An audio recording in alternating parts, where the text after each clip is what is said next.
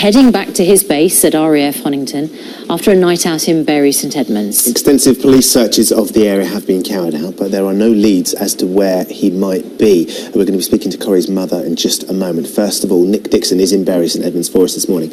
Morning, Nick. So police want to see if there are any more CCTV images of Corrie after 3:20 in the morning. Is that right?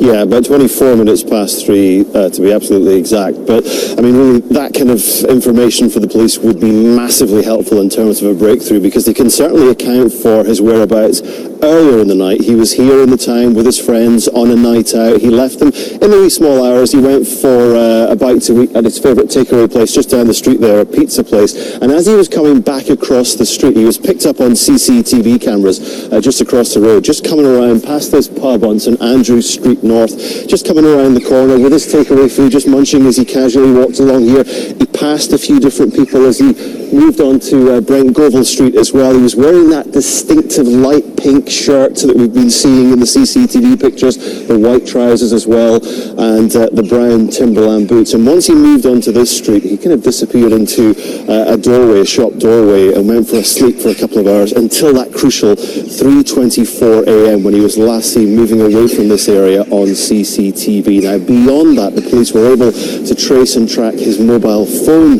data, certainly, and that was taking them in a vehicle with the phone about 10 miles or so to Barton Mills area. But really, beyond that point, the mobile phone was disconnected from the network in the following hours that morning, and that is when the trail has gone completely cold. It's been nearly 4 weeks now, Ben, and the police and his family, of course, are desperately seeking for some kind of information, someone to come forward that might just be crucial for this investigation. Yeah, absolutely. Nick, thank you very much. The date in question, of course, the 24th of September, was that night that Corrie first went missing.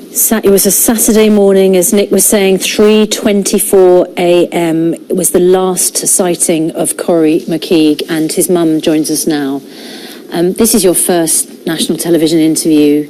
You want to appeal to people, anyone who might have seen your son.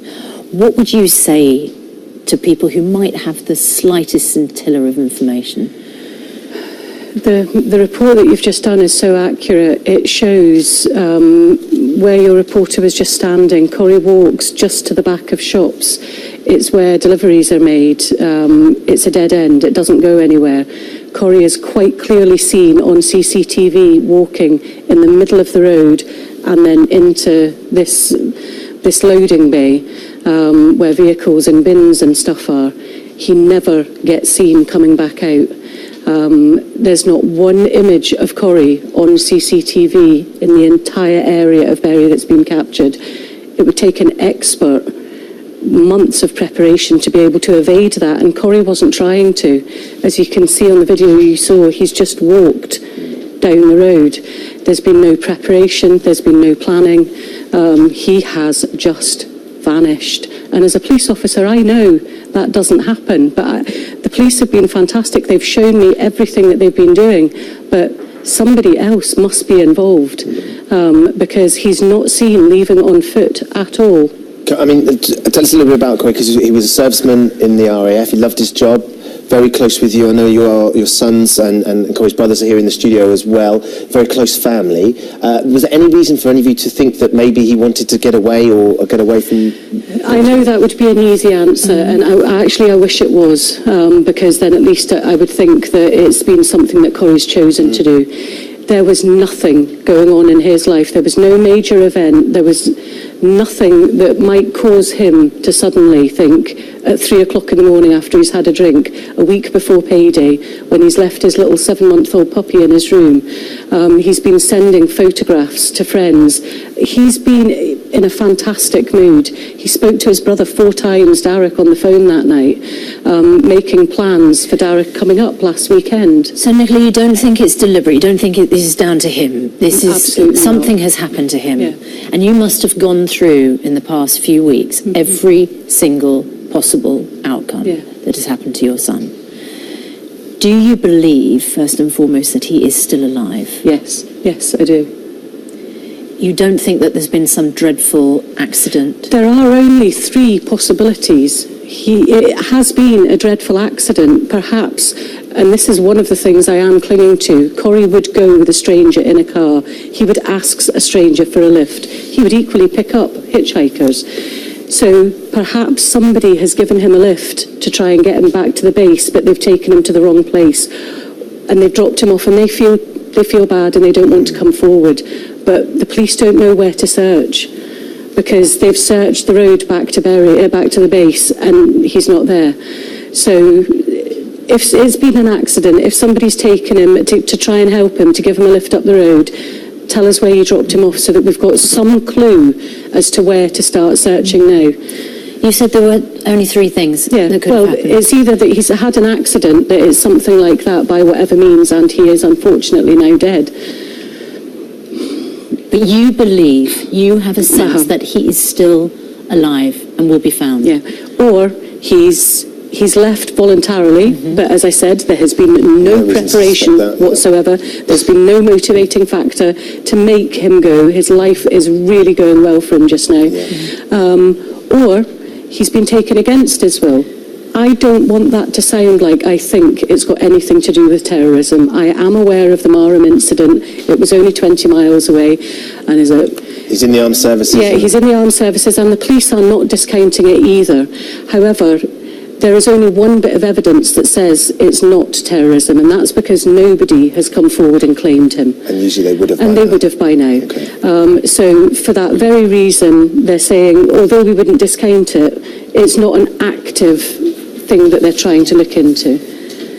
Nicola, if you can describe for us, if people have got any information or need to come forward and for some reason can't, just describe the impact that this is having on the family and what you would say about your son. What would they do if it was their son? If it was their child, how would they be feeling? This is unbearable. And I think we can see, and anyone can empathise with your situation. It must be a living hell for you at the moment, not knowing what's happened to Corrie and wondering what's happened to him. But hopefully, if the national media, it's nearly a month, and so many people know nothing about this, an active serviceman just disappearing off the streets in the middle of England. It can't happen in these days. No, it shouldn't. It shouldn't. Okay, so let's just remind everybody, it's the 24th of September, about 3:24 in the morning. He was last seen in Bury St Edmunds. He's on CCTV going into that loading bay, as you say. He just hasn't. This is exactly where he was on the night. He hasn't been seen since his phone was tracked, and he was tracked 10 miles away to Barton Mill. Yeah, the thing with the phone. There are bins at the back of there, large industrial bins, and only one got picked up at 4 o'clock in the morning from the bin company. That then travelled to the Barton Mills area. They know from analysis that they've done on the phone, the triangulation, that it's taken the phone 28 minutes to get from Bury to Barton Mills. So it must have been in a car of some sort. There's also a motion-activated camera at the Barton Mills roundabout, which only shows the bin. However, the bin had 11 kilograms of rubbish in it. It was paper from the back of Greg's. Corrie is about 90 kilograms, so he certainly wasn't in it. So many unanswered questions. I know. Nicola, we wish you all the best. Thank you so much. Our hearts really are with you. And fingers crossed we can get anything at all to try and help with. There is an incident room number, or 101 at Suffolk Police, Crime Stoppers, if you don't want anybody to know. Yeah. That's confidential, but please come forward. Okay. Nicola Urquhart, thank you so much. Thank you. And all the very best.